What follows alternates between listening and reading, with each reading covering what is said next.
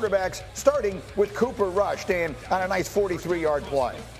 And then we got to see Trey Lance. He threw 41 passes in this game, Dan. What did we say? 188 yards on the day for Trey Lance. Stetson Bennett, we all remember him, of course, from all those great years at Georgia. Almost like he doesn't see him, Greeny. This back angle, you're going to see he's got a receiver coming over. He just puts some air on that. He's going to be able to run to it. Instead, throws it right to that linebacker for an interception.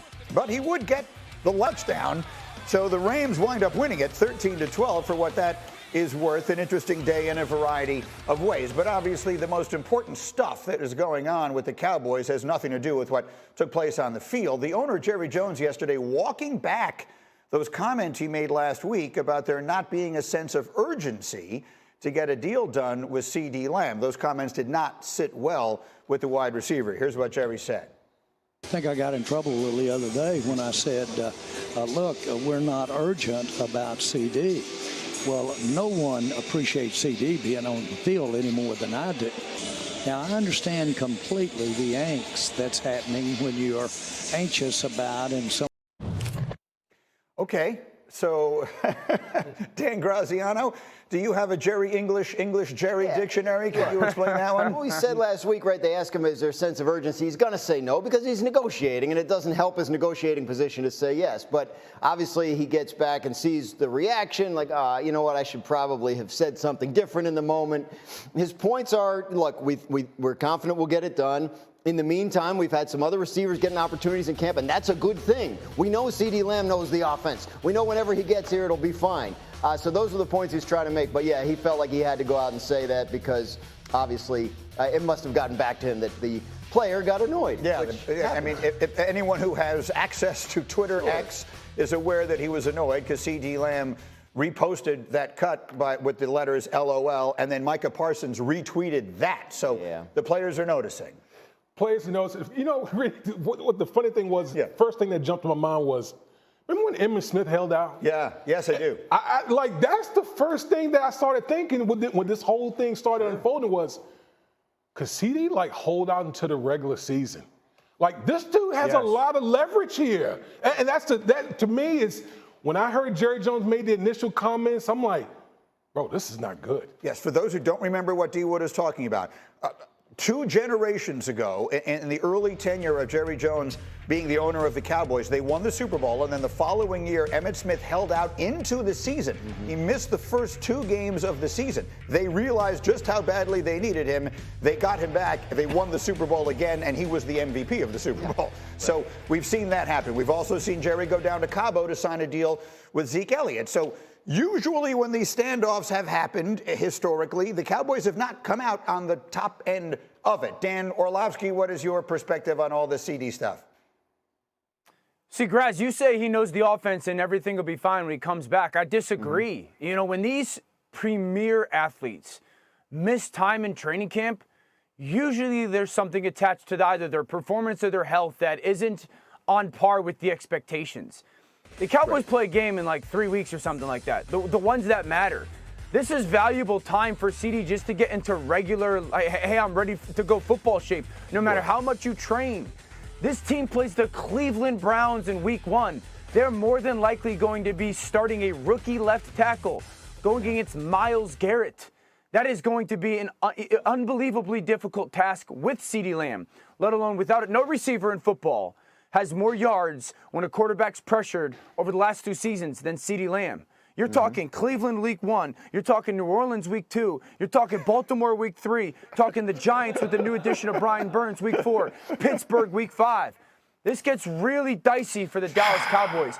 For a team that's on the verge or the fringe, they better get this dude in camp, and they better get him firing on all cylinders when he comes back quickly, or this season can start downhill fast for the Cowboys. Gross, what were we talking about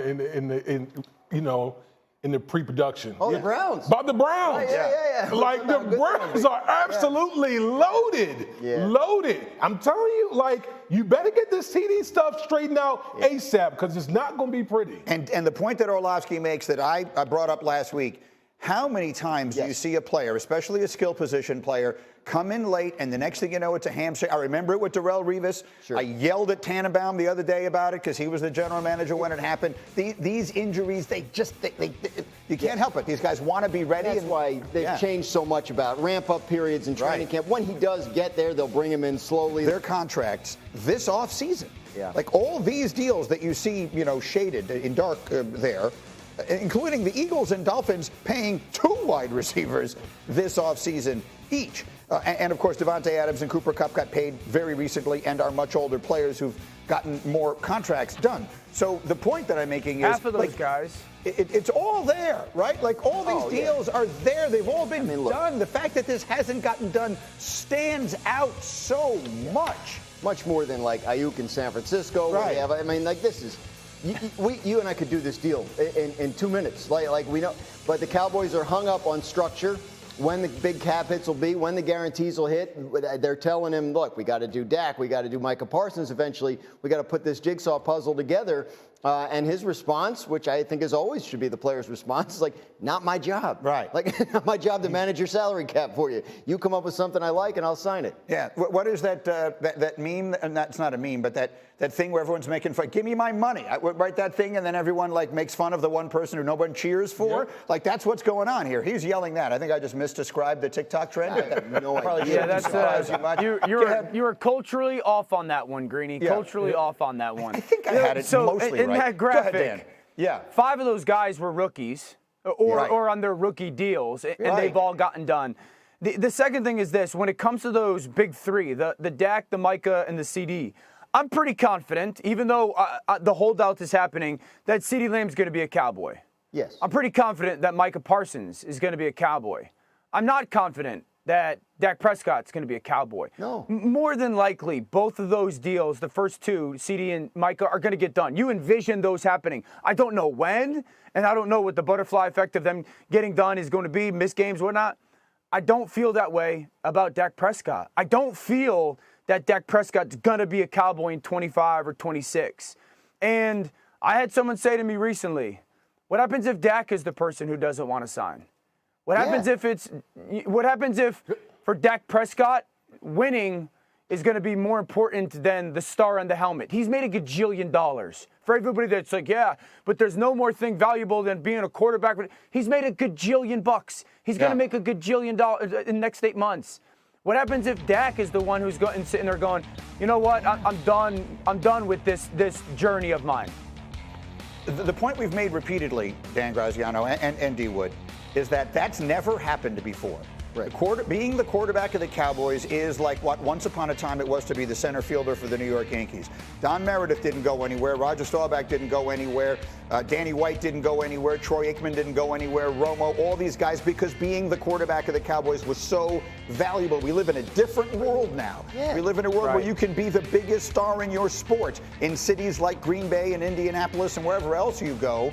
So what we don't know, Dan Graziano, because I don't know Dak at all, considering I've probably talked about him more than I've talked about my own children over the last 5 years. Correct. And yet I don't know him at all. Like, I don't know whether he finds all of this attention wonderful, which some people might, or like something I'd love not to have to deal with, which other people might. I don't know that part of it, and I think that will go a long way towards deciding what he wants to do. I think what we know about Dak Prescott and his background, what's going on, what's happened with him and his family, he's pretty good at, I guess, compartmentalizing, right? Like this is an important aspect of my life. This is another important aspect of my life. I'm going to focus on this right now. I think he's shown an ability to do that. He's got good perspective on what this is all about, and he recognizes he's in a great situation. Right. He doesn't have to do anything at all in his contract unless he gets everything he wants. Because his worst case scenario is he's going to be a free agent. And that is, if you're an NFL player looking to make some money,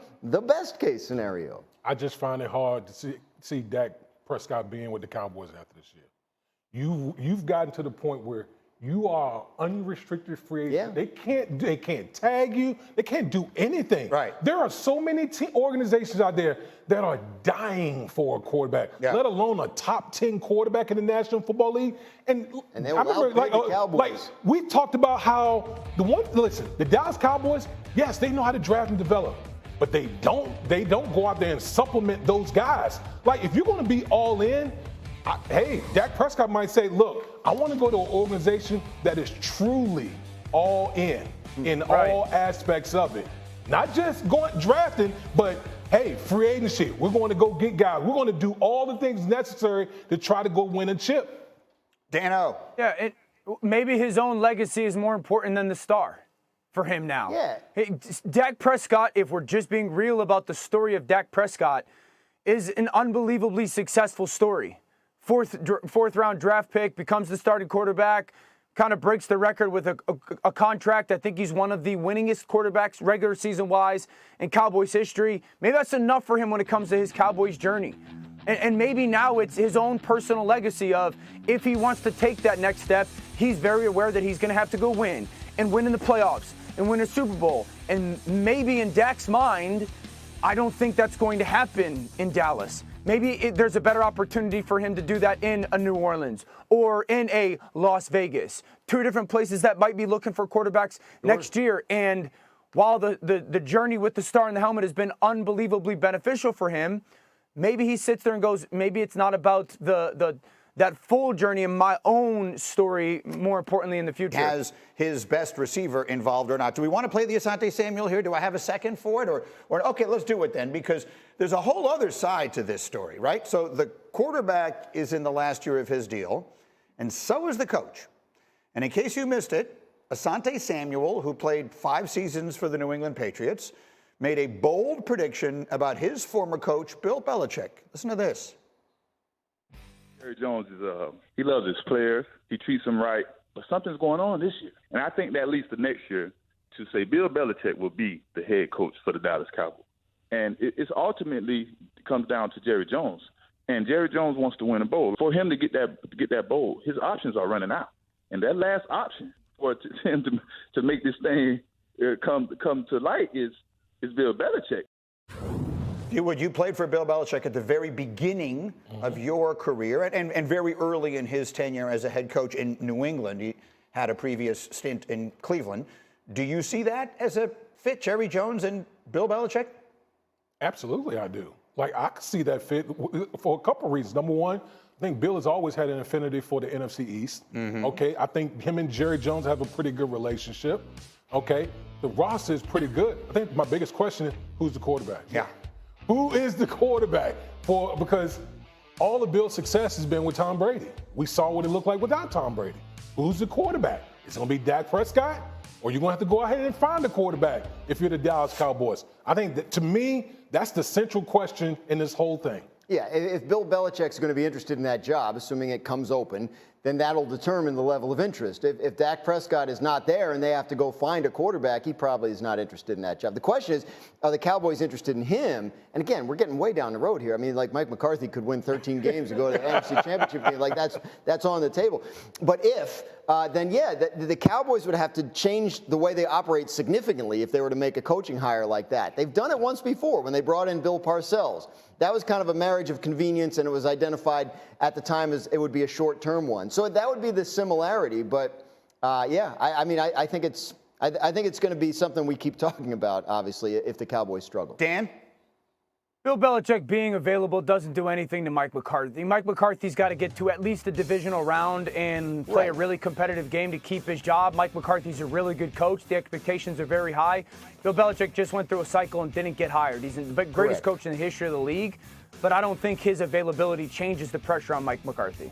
I think that's fair. I think that's because the pressure on Mike McCarthy is already on an 11 on a scale of 1 to 10. So it can't necessarily get any higher. Let me show you the other preseason game from yesterday. Dan Orlovsky, you were very impressed with one of the quarterbacks in this game. Here's the other one. Anthony Richardson, Colts and Broncos yesterday. Richardson had some nice moments, Dan. Yeah, I like that throw away from that driving defender to Mo Alley-Cox. That leads to another 10 yards and yards after the catch, Greeny. I love this when it comes to, pressure, get outside the pocket, nothing there, get out of bounds. You're going to take some shots. Don't take the unnecessary ones. Now, this third down throw, Greeny, I'd like to see it more out front of that tight end. If he gets it out front, I think he can catch and run and get that first down. Anthony, get your feet set so that ball can get out front. Okay, and then the other quarterback, though, the rookie Bo Nix. I know you were very impressed.